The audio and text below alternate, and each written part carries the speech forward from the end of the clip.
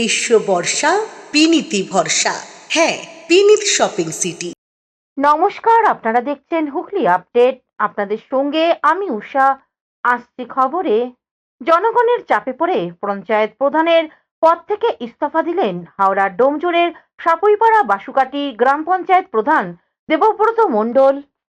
হাওড়ার ডোমজুর বিধানসভার কেন্দ্রে সাপুইপাড়া বসুকাটি গ্রাম পঞ্চায়েত এলাকায় পানীয় জলের সংযোগের জন্য তৃণমূল সরকারের আমলে প্রত্যেক পরিবারের কাছ থেকে প্রায় ৬,০০০ টাকা করে নেওয়া হয়েছিল বলে অভিযোগ স্থানীয় বাসিন্দাদের। পরে সরকারি উদ্যোগে ওই জলের সংযোগ বিনামূল্যে দেওয়া হলেও বাসিন্দাদের দাবি তাদের কাছ থেকে নেওয়া অর্থ দীর্ঘদিন ধরে ফেরত দেওয়া হয়নি। প্রধান ও উপপ্রধান টাকা আত্মসাৎ করে রেখেছে। এই অভিযোগে শুক্রবার সাপুইপাড়ায় অবস্থিত পশুকাটি গ্রাম পঞ্চায়েত কার্যালয়ের সামনে বিক্ষোভে সামিল হন স্থানীয় মানুষ। বিক্ষোভ চলাকালীন পঞ্চায়েতের উপপ্রধান সুমেন্দ্র গায়েন ঘটনাস্থলে উপস্থিত হলে পরিস্থিতি উত্তপ্ত হয়ে ওঠে।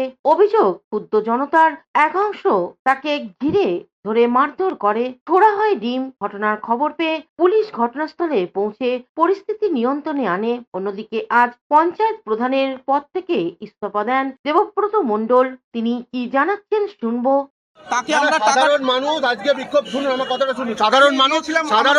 আমার কথাটা বলতে দিন। সাধারণ মানুষের জলের টাকা দীর্ঘদিন ধরে আত্মসাৎ করে রেখেছিল, আজকে সেই টাকা ফেরত পেতে স্থানীয় মানুষরা বিক্ষোভ দেখাচ্ছে। টাকা কবে ফেরত পাবে? টাকা ইমিডিয়েটলি ফেরত পেয়ে যাবে। প্রধান সাহেবের সঙ্গে কথা হয়েছে। আমরা তো প্রশাসনিক প্রধান নই, আমরা কর্মচারী। আমি 1 বছর এখানে এসেছি। যে টাকা ফান্ডে আছে সেই টাকা প্রধান সাহেবের সঙ্গে কথা বলা হয়েছে এবং এখানে অন্যান্য বিজেপি বা অন্যান্য যত পলিটিক্যাল পার্টি আছে সবাই জনপ্রতিনিধিদের সঙ্গে কথা বলে একটা সিদ্ধান্ত গ্রহণ করে ওই টাকা ইমিডিয়েটলি ফেরত দেওয়া হবে। সেই টাকার অ্যামাউন্টটা কত? 6,30,000 টাকা। ইন্টারেস্ট। হাওড়া থেকে কৌশিক ঘোষের রিপোর্ট, হুগলি আপডেট। হুগলির রিষড়া থানার তৎপরতায় গ্রেপ্তার হলো বাইক চুরি চক্র। রিষড়া থানার অধীন একটি মোটরসাইকেল চুরির মামলায় পুলিশ উদ্ধার করেছে। প্রাপ্ত তথ্য অনুযায়ী অভিযোগকারী সন্তোষ কুমার লিখিত অভিযোগে জানান যে তার Honda Shine motorcycle Rishra Rabindra Sarani থেকে রাতে চুরি হয়ে যায়। মামলার তদন্ত চলাকালীন রিষড়া থানার পুলিশ বিভিন্ন থানা এলাকা ও আশেপাশের জেলাগুলিতে তল্লাশি অভিযান চালায়। যানবাহন চোর চক্রে গতিবিধির উপর নজর রেখে পুলিশ উত্তর 24 পরগনার মানিকপুর এলাকা থেকে কুখ্যাত মোটরসাইকেল চোর দুর্গা রবি দাস ওরফে সুমিতকে গ্রেপ্তার করে। অভিযুক্তকে পুলিশ হেফাজতে নিয়ে জিজ্ঞাসাবাদ করা হলে তার দেখানো মতে চুরি যাওয়া মোটরসাইকেলটি উদ্ধার করা হয়।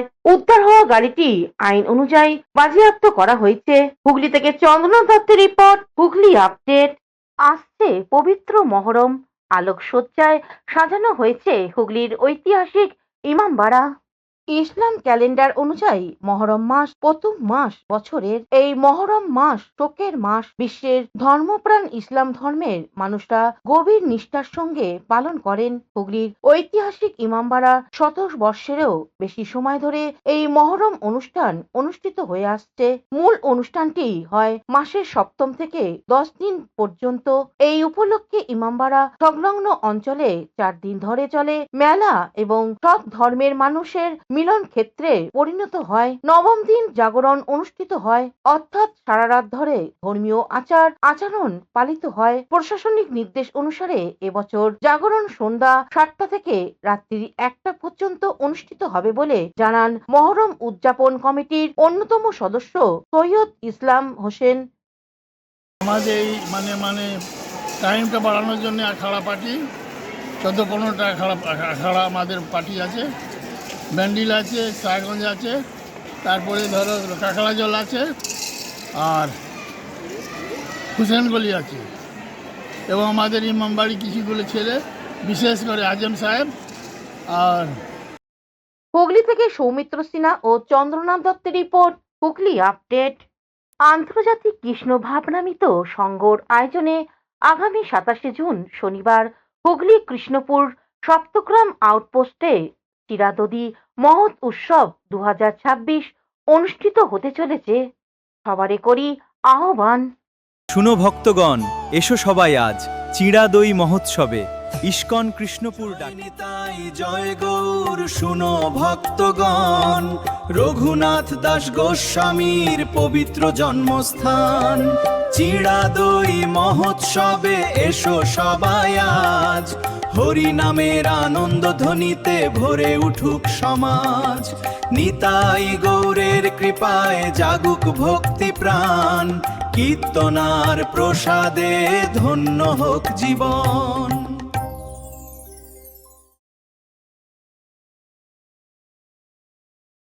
এখন নিয়ে নেব বিজ্ঞাপন বিরতি। বিরতির পর ফিরে আসছি খবরে। Blooming Bud School, where dreams become achievements.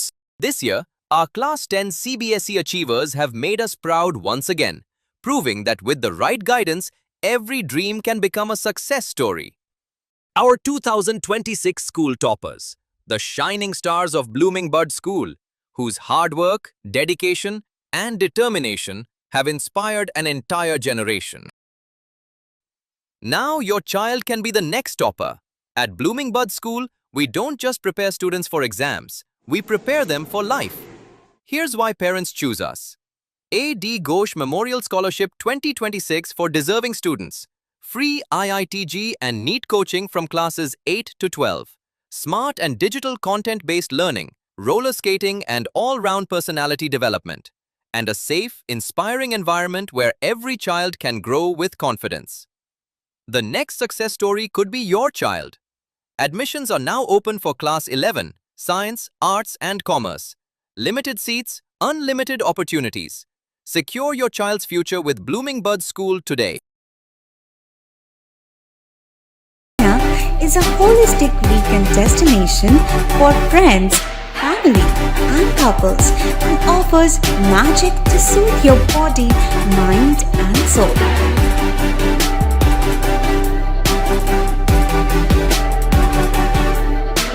Aqua Marina, your customized magician. Welcome aboard and see the magic unfold. Amala nursing home. Enjoy a weekend at Vedam, the paradise of peace. A home away from home.